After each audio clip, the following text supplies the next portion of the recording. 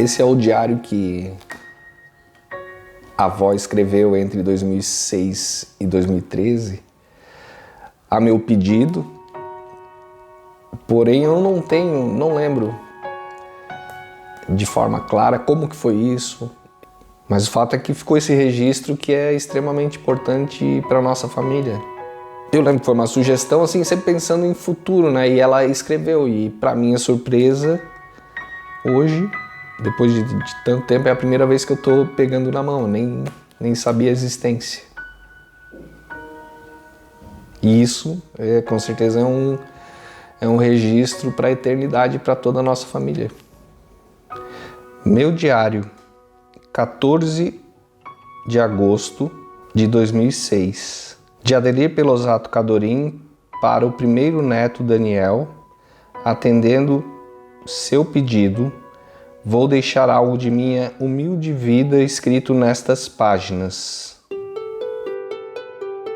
Nasci dia 4 de março de 1936, num vilarejo na época chamado de Corticeira.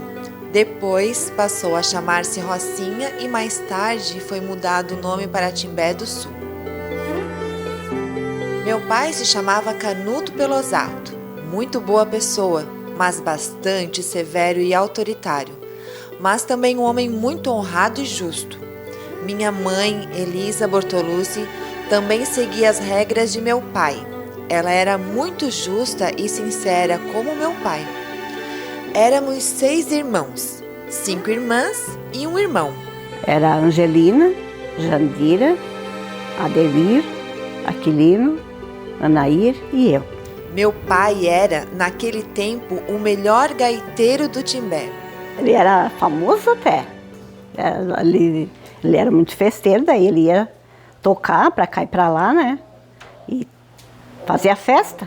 Ele era festeiro. Até quando ele morreu, o Frei Modesto disse assim, nunca me esqueço: calou-se a voz alegre da cidade. Meu irmão seguia o mesmo, tocava e cantava que dava gosto. Por isso que a tua avó e a mãe de vocês era artista, porque já tinha alguma coisa no sangue.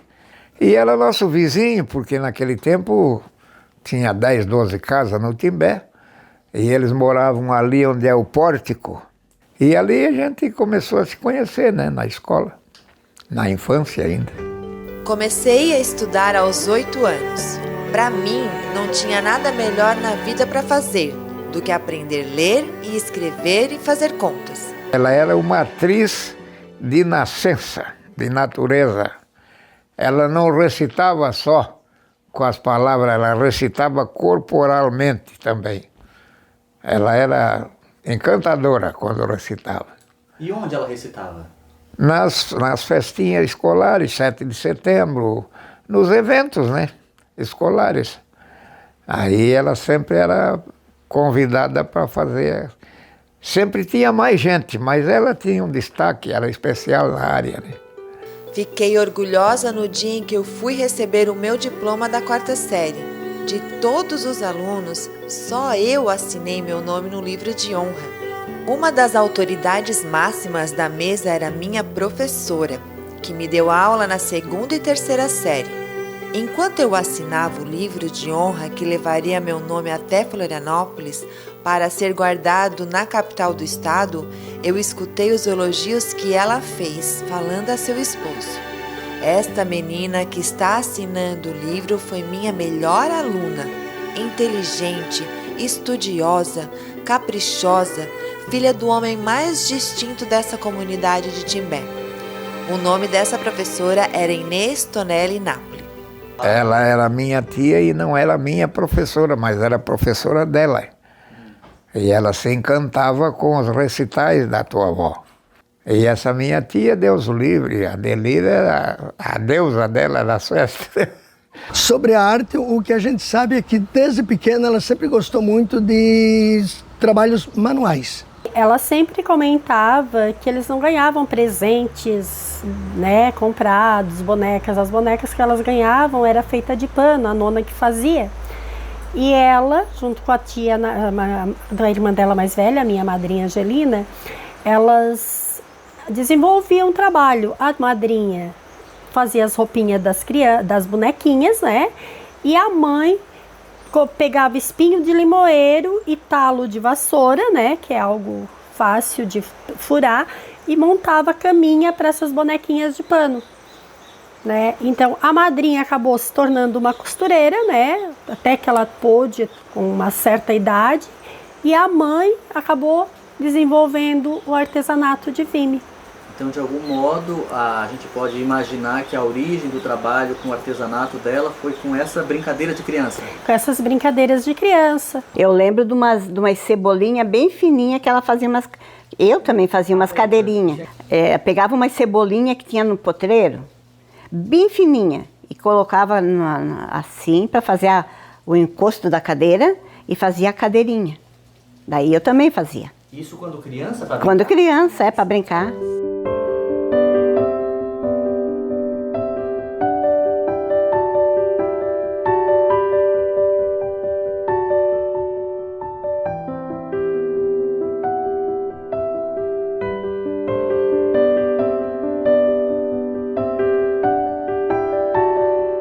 Agora vou passar para a terceira fase da minha vida. Como tua avó conheceu o teu avô? 18 anos de idade, dia 6 de novembro de 1954. Quando eu conheci, num baile, Como é que foi? lá no Nova Vicença. Era um baile de juventude, assim, né? E eu fui lá sobre crianças de baile, foi. Aí depois eu estava lá dançando, eu vi ela dançar. Vi ela dançar e eu fiquei meio coisa, já fui procurar ela para dançar com ela. Aí eu comecei a namorar. Aí namorei 2 anos. 2 anos foi para... Até que no fim casei.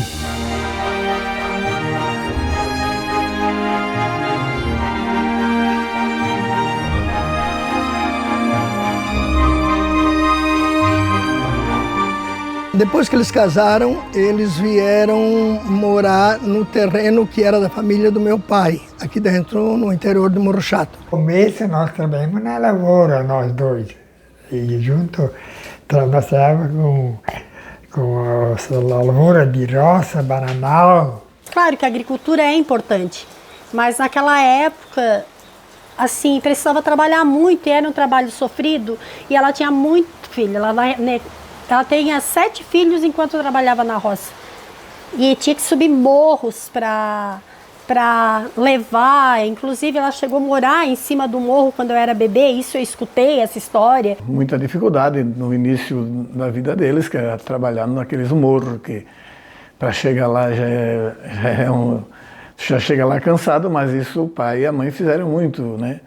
Trabalhei na lavoura até que tive o Eugênio. Depois percebi que não dava mais para conciliar casa, filhos, lavoura, tudo ao mesmo tempo. Como eu sempre gostei de utilizar e valorizar a inteligência que Deus me deu, comecei a trabalhar com vime. E ela acabou desenvolvendo aquilo que já estava no sangue dela, que era o artesanato. Quando o Luiz nasceu, ela pegou, viu um cavalinho de vime. E aí ela disse que ela experimentou para fazer esse cavalinho. Aí ela me mandou, eu disse, então eu vou achar cipó de linhaça. Buscar cipó de linhaça e fazia para fazer o cavalinho. E assim ela começou. Quando a gente morava lá dentro, o pai tinha feito trabalhava no começo, era dentro de casa. Aí depois ele fez um paiol, que eu dizia um paiol, né, que seria um... Aí ela trabalhava ali, então também trabalhava até tarde da noite. Ali começou os vizinhos a pedir para fazer também e começou. Daí o pai começou a buscar vime para lá, começou a fazer os bercinhos e assim foi crescendo com o bercinho. Daí veio o cavalinho, que era para o bebê, porque na época o pessoal tinha... As famílias trabalhavam e tinha as crianças, né, que botavam no cavalinho e aquilo intertia, né? E aí nós, filhos, fomos crescendo e já fomos aprendendo também E aí passamos a trabalhar todos na produção desses artesanatos, né? Aí eu saía vendendo, fazendo entrega, depois começou os rapazes também me ajudar a fazer entrega. E assim foi o começo da nossa vida. As primeiras entregas que o pai fez no comércio foi no Marizada. E a partir dali, a gente não sabe muito, mas foi indo. Levei muito vime para Morro Grande, em Criciúma, Tubarão, Praia Grande.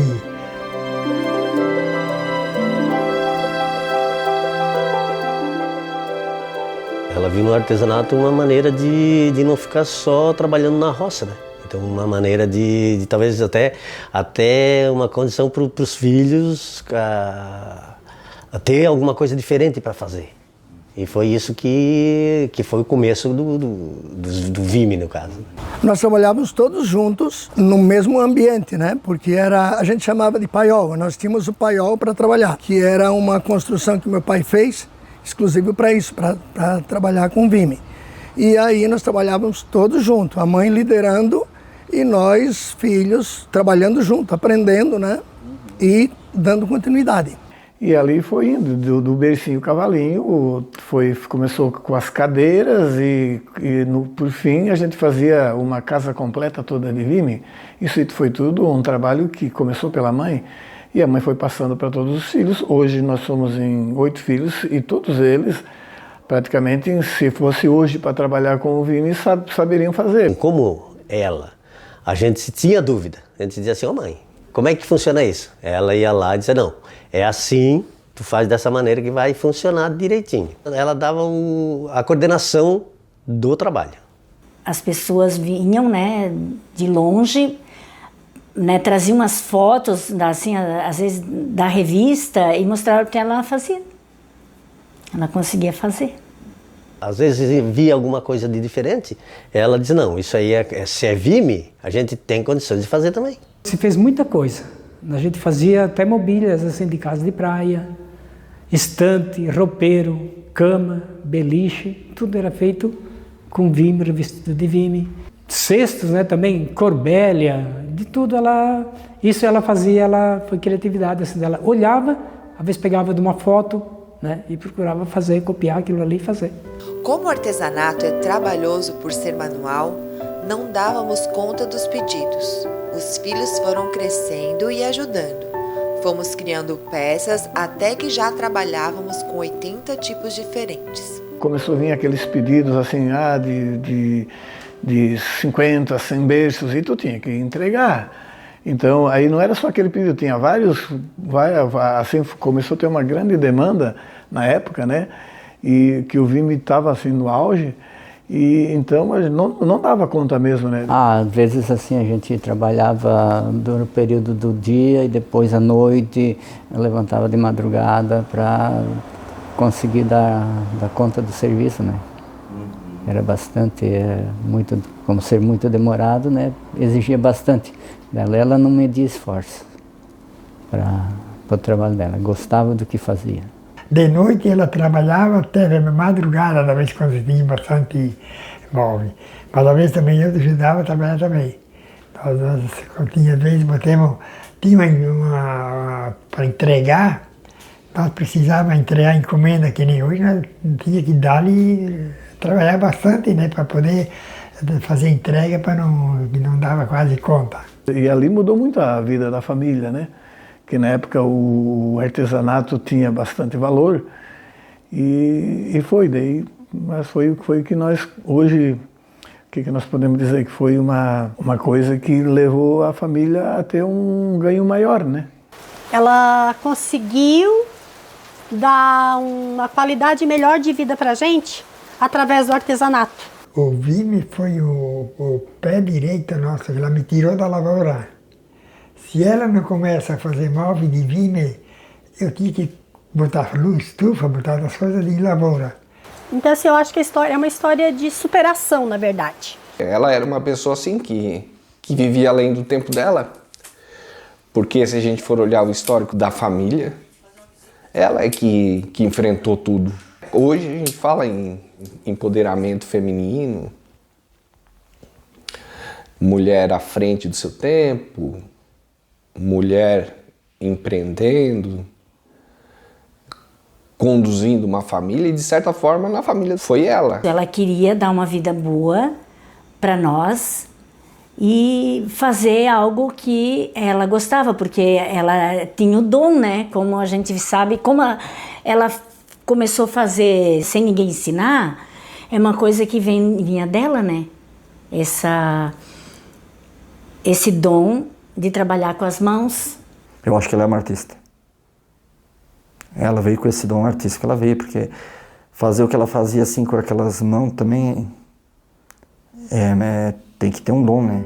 Eu agradeço muito a Deus por Ele ter me dado este dom, que eu guardo no coração, pois para mim foi o Espírito Santo de Deus que me iluminou. Foi a mão de meu bom Deus que me ajudou e continua ajudando.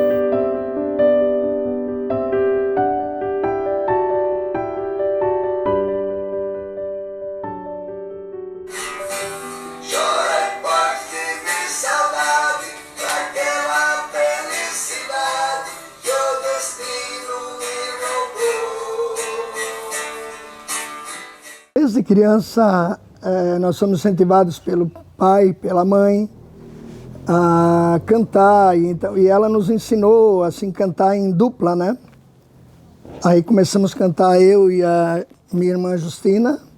E depois o Ládio aprendeu e entrou no grupo, tocando gaita. E a gente formou um trio, os irmãos Cadorim. A primeira coisa que eu lembro é que o Louvir ganhou a gaita. E ele ganhou, tipo, num dia, no outro dia ele já saiu tocando a primeira música. E a partir daí, pelo amor que a mãe e o pai tinham pela música, a mãe percebeu que a gente tinha também talento. E começou a incentivar a gente a cantar junto. Eu pegava a gaita escondido do Louvir, eu era pequenininho, eu tinha 8 anos. Então, no quarto, quando o Louvir saía, assim, eu pegava a gaita e fui aprendendo devagarinho, do meu jeito. E a mãe sabia, a mãe deixou eu aprender. É muito interessante porque a mãe nunca fez aula de música, porém ela tinha uma noção de como colocar a voz primeira e a segunda. E ela dizia assim para mim, não canta com a garganta, canta que saia lá no céu da boca, sei lá como é que ela falava assim, né? Então, ela tinha até esse talento, né, para música. E aí a gente se apresentava por aí nas rádios, primeiro na comunidade, na nossa comunidade e nas comunidades vizinhas, né? Com esse incentivo, meu pai nos trazia aqui para Araranguá, que foi a primeira rádio que a gente cantou. Tinha um programa todo sábado do Padre Carlos, que era O Céu é da Criança. Então, de vez em quando nós íamos nos apresentar lá nesse programa do Padre Carlos, que era na paróquia Santa Bárbara, em Criciúma. Cantávamos em Tubarão, em todos os lugares que nos chamavam, nós íamos, né? Cidade de Lauro Miller, triste fato aconteceu. Com as fortes chuvaradas, o seu rio então cresceu. Quando foi de madrugada, todo o povo estremeceu, vendo a gente subir, levar tudo que era seu. Houve uma enchente grande em Tubarão, Lauro Miller e tal. E aí a mãe compôs uma música da cidade de Lauro Miller, né, sobre a enchente de Lauro Miller. E aí a gente escutava pelo rádio todas as notícias e com aquilo ela sentiu vontade assim, né, de compor. E ela compôs uma canção no qual até hoje ainda as pessoas ainda lembram. E nós entramos num festival da Rádio Tubá em Tubarão e uma das músicas que a gente apresentava nesse festival era exatamente essa música que a mãe compôs. Tinha o concurso, era pelos aplausos e pelos votos, né? E todos os festivais que nós nós participávamos nesses eventos, nós sempre era classificado como pelas palmas das pessoas. Então sempre nós ficamos na hora da palma, o povo todo aclamava a gente.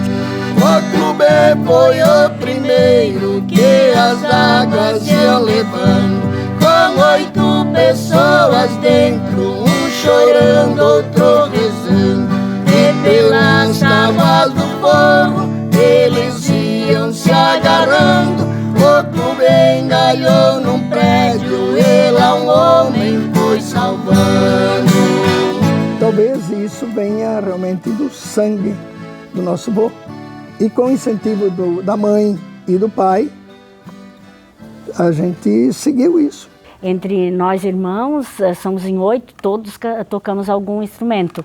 E os netos também gostam de música e tocam instrumento também.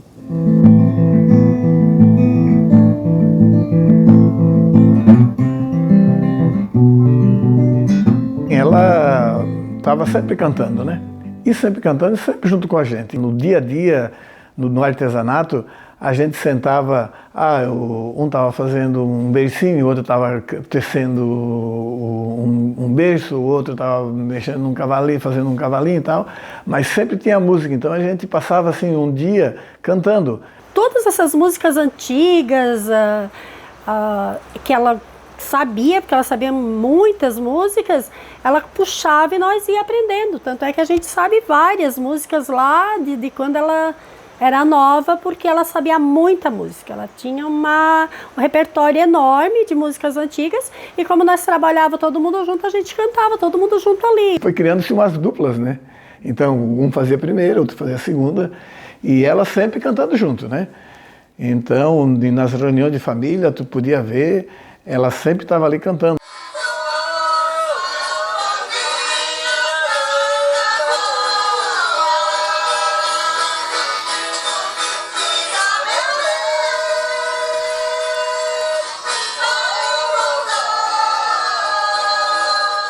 Ela ficava muito feliz, era só começar a cantar, ela não deixava assim, ninguém cantar sozinho, ela sempre cantava junto, porque ela gostava muito. Que beijinho doce foi ela quem trouxe de longe pra mim, e me abraço apertado, suspiro dobrado, de amor sem fim.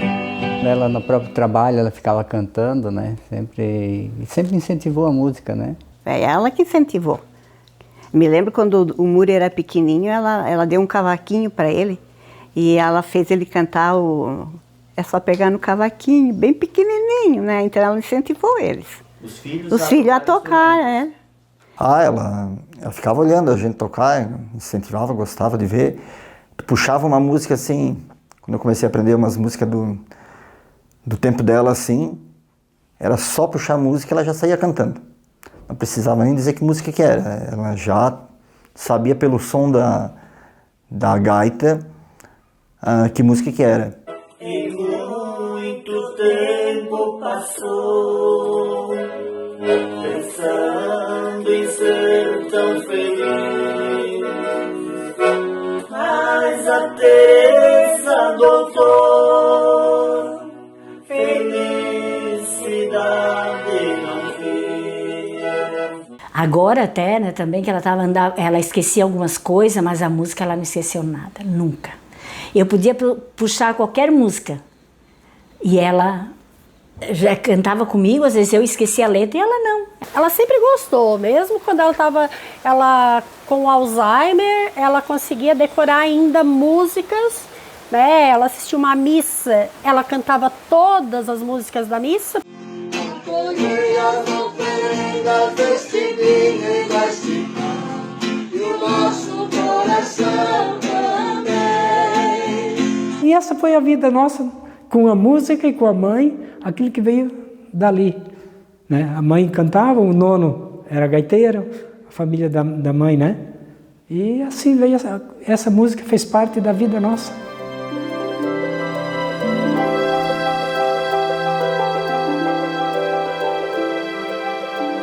Pessoa evoluída, né? Ela era uma mulher além do seu tempo. Até uma vez ela inventou um teatro. Eu lembro que a gente apresentou em alguns lugares para o público. Naquele tempo ali não era raríssimo um negócio desse. E ela Na verdade, ela inventou, não sei de onde que ela tirou, porque ela sempre foi, ela gostava muito da leitura, né? E era baseado nessas histórias que ela lia. E essa da Bela e a Fera, ela transformou num teatro. Tanto que ela lia até, tipo assim, até antes de partir, no caso, a leitura era a principal dela, né? Ela adorava ler.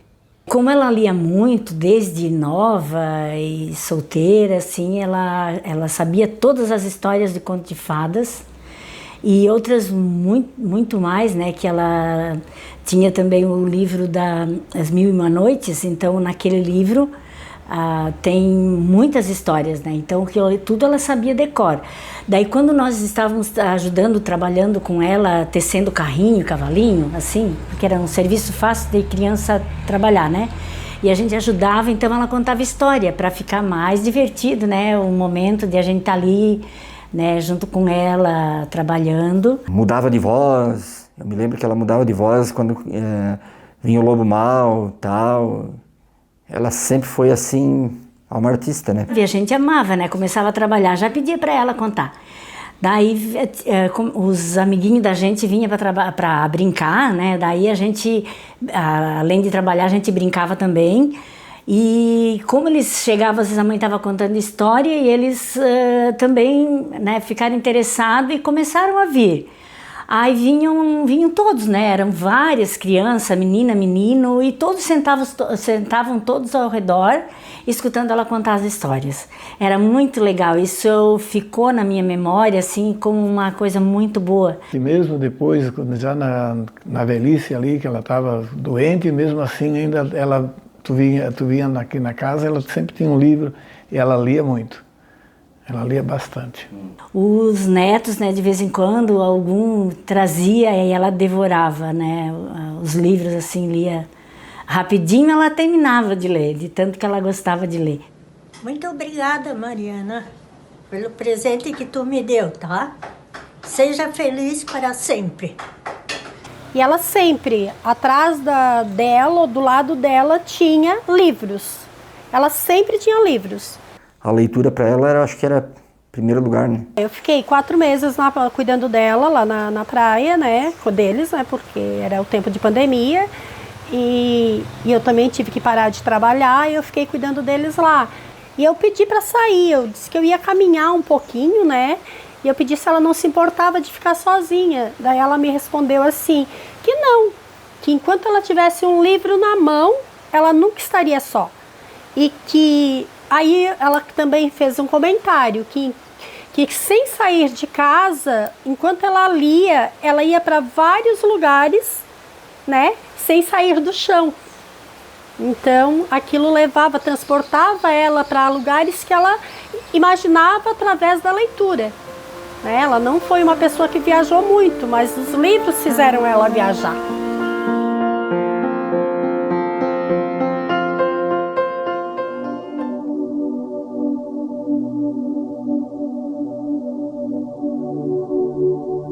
Ela deu muitos exemplos de fé.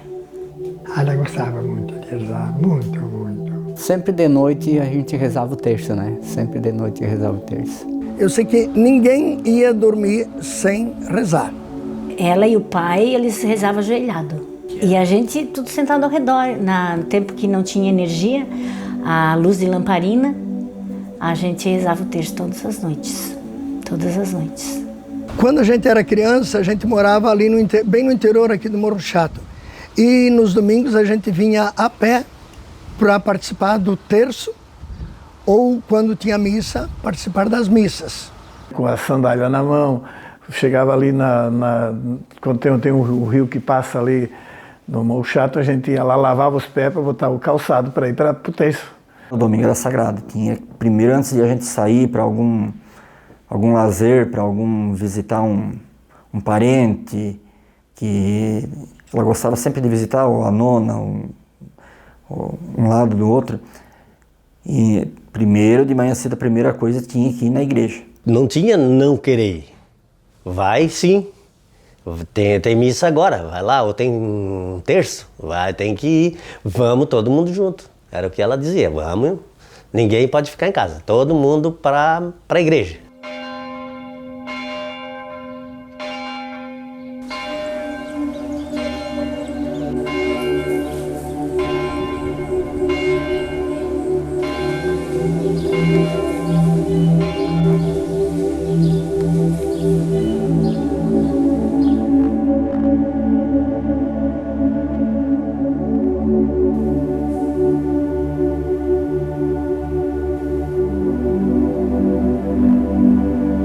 Esse aqui é o segundo banco da igreja do Morro Chato. O lugar que a mãe vinha sempre nos domingos, ou quando tinha celebrações, missa, era o lugar dela aqui na igreja.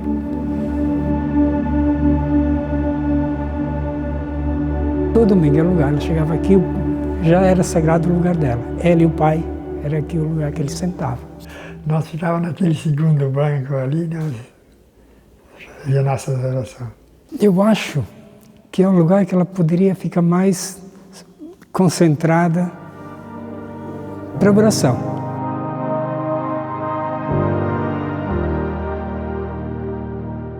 Além de uma mulher de muita fé, ela também foi sempre muito atuante aqui na comunidade. Ela foi líder de grupos de família por muito tempo. No grupo de família, ela que chegava, a gente esperava sempre ela era a nossa líder da nossa turma. Ela que chegava, ela que fazia, ela que ensinava, ela que começava, ela que terminava.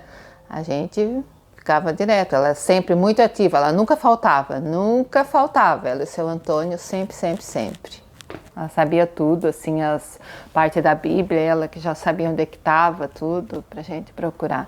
Acho que até achar os capítulos, versículos, foi ela que me ensinou, que eu não sabia, nas novenas de Natal, de família. Aí tinha as leituras, né, e ela que me ensinava tudo. Tudo que ela podia, ela fazia. Ela era catequista hoje, eu também faço um trabalho de catequese, porque já desde 9 eu fazia, depois vim morar para cá, já tem mais de 10 anos que eu sou catequista aqui, porque assim, acho que veio um pouquinho daquilo que ela achava que a gente tinha que se doar um pouco. Eu lembro quando ela também dava catequese lá em casa mesmo, né, que daí se reunia com as crianças ali, incentivava bastante na oração. A doutrina que ela deu pro Caio, pro meu filho adotivo, né? O que você lembra disso? Eu lembro que eu ia lá. Eu ia lá na casa dela, onde ela dava a doutrina pro Caio. Eu fui várias vezes e aquilo era muito bonito que ela fazia lá dentro, com as crianças, na casa dela, né? A catequista mesmo, como ela foi, hoje em dia também, todos que foram catequizando dela, eles vêm e dizem, nossa, como eu aprendi com a Dona Adeleire. E a Dona Adeleire era muito espetacular, cara. Ela iniciou a nossa jornada na fé.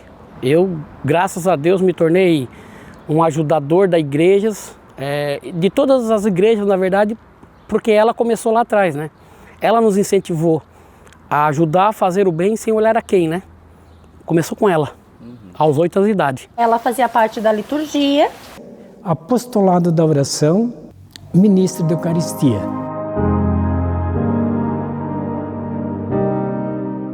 Então eu chegava lá, ela sempre estava com o culto preparado já para iniciar. Às vezes eu perguntava, eu tenho alguma coisa para fazer, Dona Adeleire?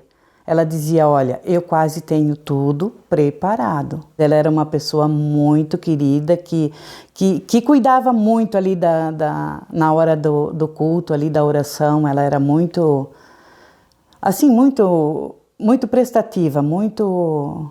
E tranquila, né? Porque ela fazia aquilo com muita fé e com carinho, né? Ela estudava muito aquilo, ela passava várias vezes aquilo. Então, ela deixava um culto bem preparado. Ela foi também ministra da palavra, né? Porque ela tinha o dom da palavra também. Naquela época também, a pessoa que era ministra da Eucaristia fazia a homilia, era a ministra da palavra. Então, aquele jeito sereno dela, aquela sabedoria que a gente via, né? Aquela calma dela, mas assim, olha, uma pessoa muito inteligente. Então a gente gostava muito, muito, muito dela mesmo. Bem para todos os domingos ela estava lá, marcando a presença dela. E também pastoral da saúde e pastoral da criança. Tudo isso ela participou. Aí a gente pesava naquela balança pendurado as crianças para ver quem estava desnutrido ou não. Aí a gente ensinava a fazer pílulas de criolina, mingau de farelo, essas coisas assim, torrava tudo. Mas tudo, principalmente, eu perguntava tudo para ela, fazia junto com ela. Ela tinha muita paciência para ensinar e ela fazia, ela... Sempre assim, ela nunca deixava dúvidas. Ela ajudava a gente no que precisava. Ela era o nosso piloto, né, como se diz assim, na nossa cabeça, da frente. Até hoje a gente tem aqui nessa igreja um símbolo da presença dela, que são as cestinhas, né? E a gente lembra, né, toda a celebração, está presente. Os objetos que ela fez, que doou para a igreja, que assim, não só para a nossa igreja, mas outras comunidades aqui ao redor também tem esse cestinho. Mas era o cestinho que ainda hoje é usado para fazer a coleta no ofertório para a igreja das celebrações.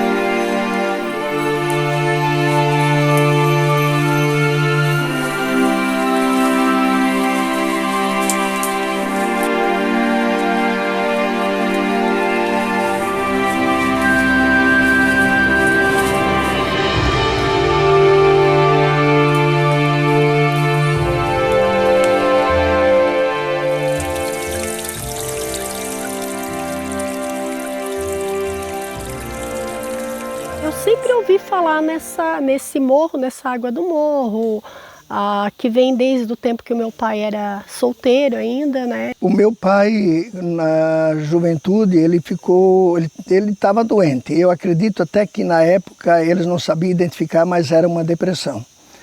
E ele ficou um período, acho que 6, 7, 8 meses, não sei, assim, muito ruim. Só que ele, como ele conhecia esse local, ele sempre pensou que ele vindo aqui, tomando dessa água, ele ia se curar. E ele veio. Aí um período a minha avó, minha nona, trouxe ele aqui, ele tomou a água.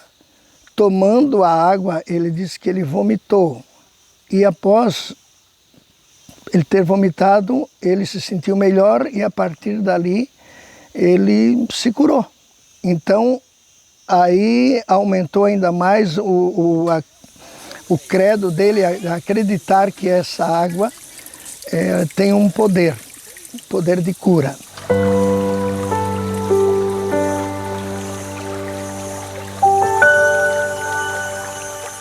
Então a gente cresceu sempre ouvindo isso, que essa água promoveu a cura do meu pai. Então sempre que a gente subia aqui no morro, que a gente vinha trabalhar, eles vinham trabalhar porque a gente era criança.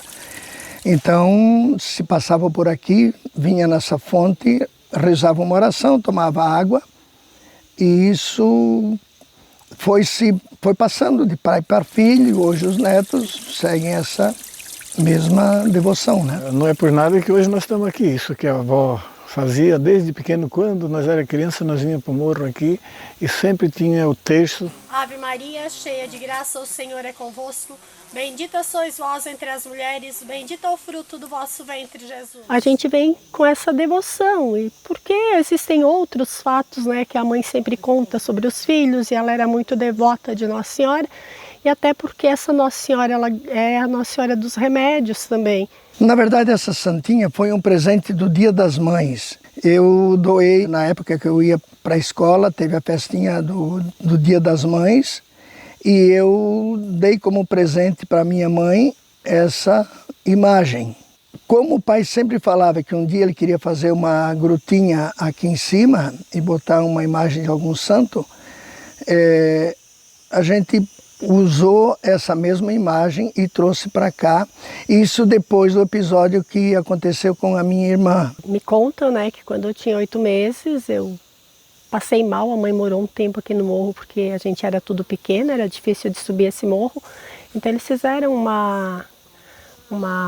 rancho, né? E a gente ficou morando aí para eles poderem trabalhar. E nesse tempo eu comi alguma coisa que me fez mal, né? E eu fiquei praticamente desmaiada, sem sentido. E daí eles iam descendo comigo, mas daí lembraram, né? Meu irmão pediu que viesse buscar essa água da Santinha para que eu tomasse, né? Porque eles tinham muita fé nessa água. E aí foi dado para ela assim, apesar de desmaiada, mas foi posto na boca dela, tal. E após isso ela vomitou várias coisas assim, de certo que ela tinha comido alguma coisa que tenha feito mal para ela. E pronto, aí melhorou. A minha mãe, sempre muito devota, muito religiosa. Quando a gente decidiu colocar uma imagem de algum santo aqui, ela se prontificou e doou essa santinha que tinha sido dado como presente para ela, para colocarmos aqui nesse local. E a partir daí, sempre ela também participava com a gente aqui. Quando ela podia, até que ela podia caminhar, ela frequentava esse local também, nessa caminhada que a gente faz na Sexta-feira Santa. Tem várias histórias assim, que ele conta, né, que o pessoal vem porque alcançaram graça. Então, principalmente na Sexta-feira Santa, eles sobem aqui, como a gente encontra pessoas descendo, subindo. Faz suas orações, alguns trazem imagem, que até a gente vê ali na capelinha, outras imagens que foram pessoas que trouxeram para cá. Tão oprimido, cai Jesus desfalecido, pela tua salvação. É uma coisa que a gente leva até hoje, os ensinamentos que a mãe deu. O respeito que a gente tinha pela mãe, o que ela falava, a gente procurava fazer o que ela pedia. Em relação à religiosidade, eu lembro de um fato interessante que a mãe nos contou. Que depois que eles casaram, no primeiro Natal, ela fez um presépio.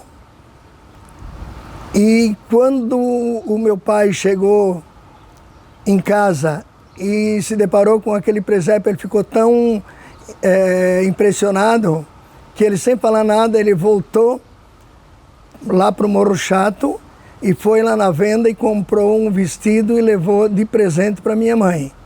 Porque eles não tinham essa tradição de fazer o presépio. E quando ele chegou em casa, ele se deparou com isso e ele ficou encantado. Quando tinha que desmanchar, sentia uma tristeza tão grande, porque tinha que desmanchar o presépio, que era o momento de desmanchar. Aí o que eu fazia? Eu pegava o que ela tirava e ia lá fazer para mim, na rua onde eu brincava, e fazia o meu presépio.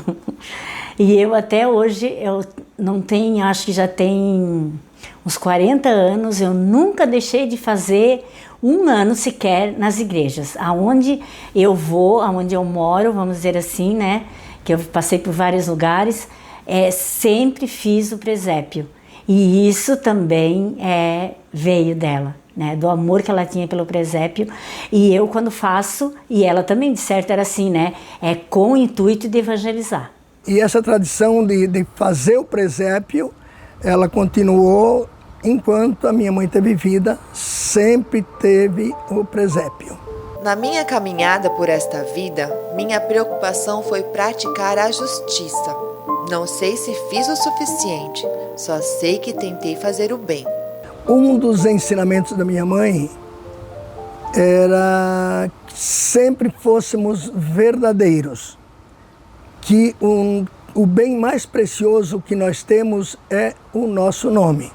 Então nós devemos preservar e honrar o nosso nome. Ensinou a gente a falar a verdade. Uma coisa que eu guardo sempre comigo isso.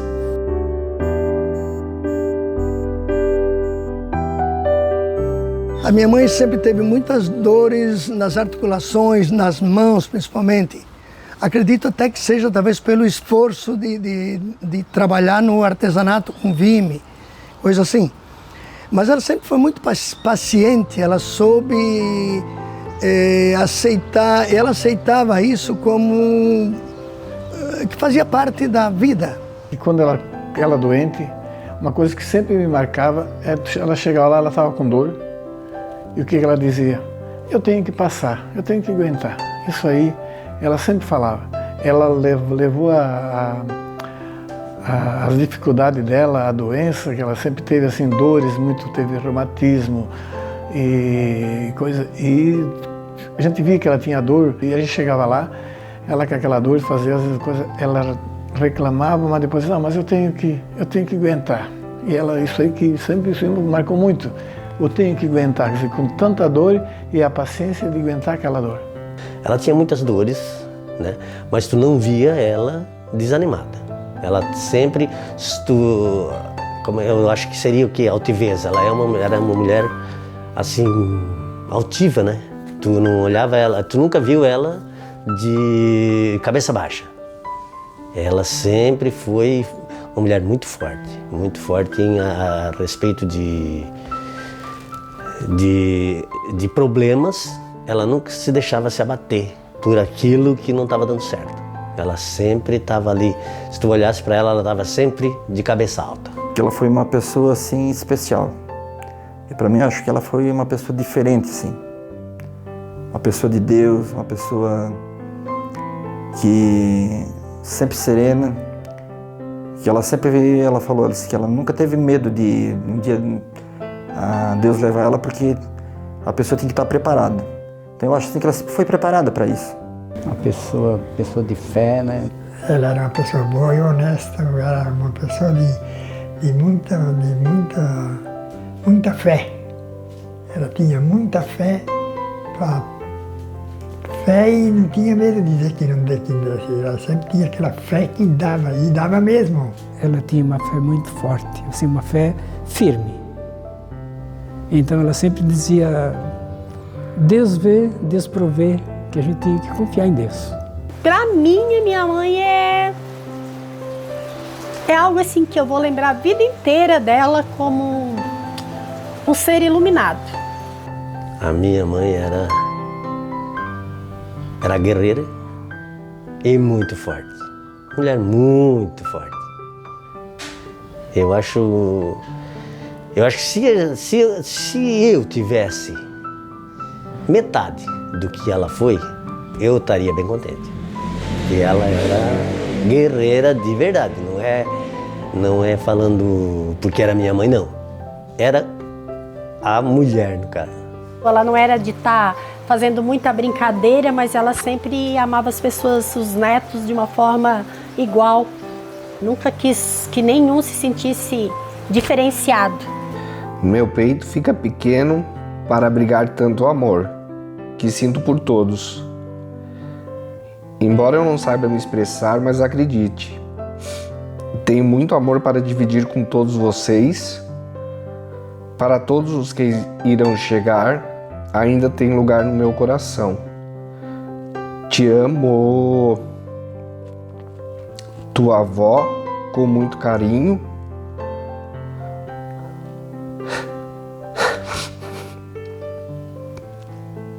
Adelir Pelosato Cadorim. Beijos para Andrea, Vinícius e Gabriel. Araranguá, 20 de abril de 2013. Vendo isso que ela escreveu, ela estava olhando para o futuro. Porque ela diz assim, que tem muito amor para dividir com todos vocês. Para todos que irão chegar, ainda tem lugar no meu coração. Então assim, é para eternidade, né? E agora a gente tem a Alicinha, né, que é nova, então ela já mandou essa mensagem para Alice também.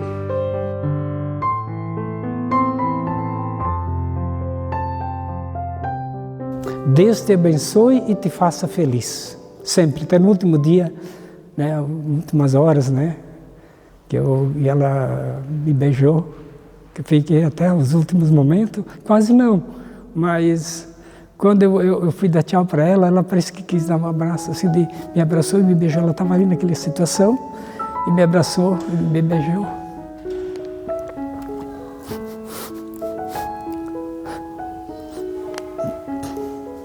Então ela dizia isso, Deus te abençoe e te faça feliz. Essa foi a frase que, né, que a gente sabe que as últimas que ela dá.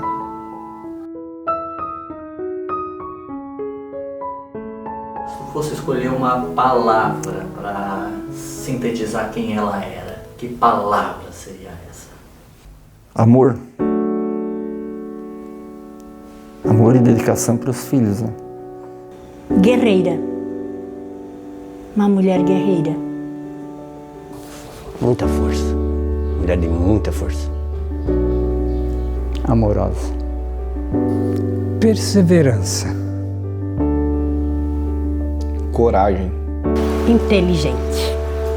Eu acho que essa é a palavra, inteligente. Uma pessoa especial. Uma mulher sábia. Amor, eu amei muito.